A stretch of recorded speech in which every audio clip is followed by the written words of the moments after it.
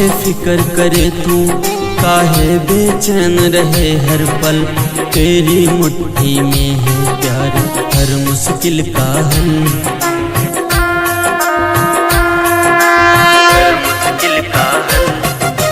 काहे फिकर करे तू, काहे बेचैन रहे हर पल।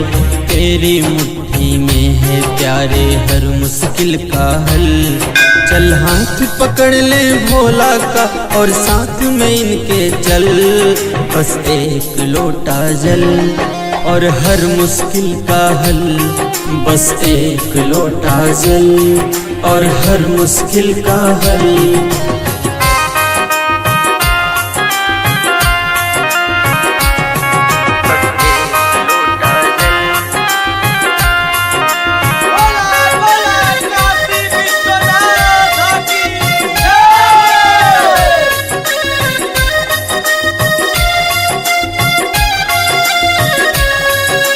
बड़ा दयालु भोला झट से महान जाता है। पेड़ा बर्फी लड्डू इनको तनिक न भाता है। ओम नमः शिवाय, ओम नमः शिवाय। बड़ा दयालु भोला झट से महान जाता है। पेड़ा बर्फी लड्डू इनको तनिक न भाता है। भांग धतूरा बेल कपाता और थोड़ा गंगा जल। बस एक लोटा जल और हर मुश्किल का हल। बस एक लोटा जल और हर मुश्किल का हल।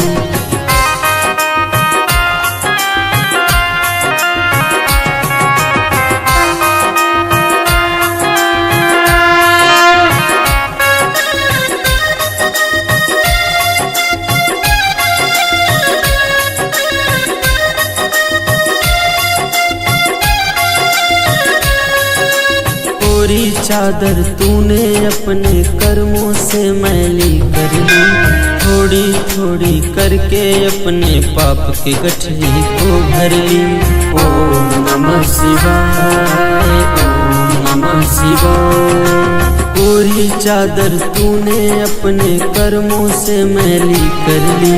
थोड़ी थोड़ी करके अपने पाप की गठरी को भर ली। अब काहे पछताए, काहे हाथ रहा है मल। बस एक लोटा जल और हर मुश्किल का हल। बस एक लोटा जल और हर मुश्किल का हल।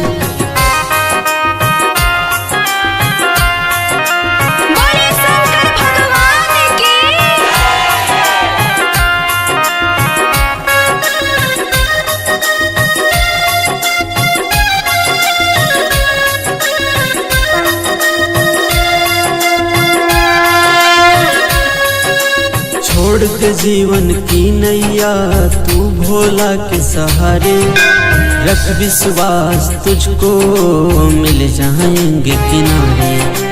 ओम नमः शिवाय, ओम नमः शिवाय। छोड़ के जीवन की नैया तू भोला के सहारे। रख विश्वास तुझको मिल जाएंगे किनारे। साया बनकर साथी तेरे चल रहा है हर पल। बस एक लोटा जल और हर मुश्किल का हल। बस एक लोटा जल और हर मुश्किल का हल। और हर मुश्किल का हल।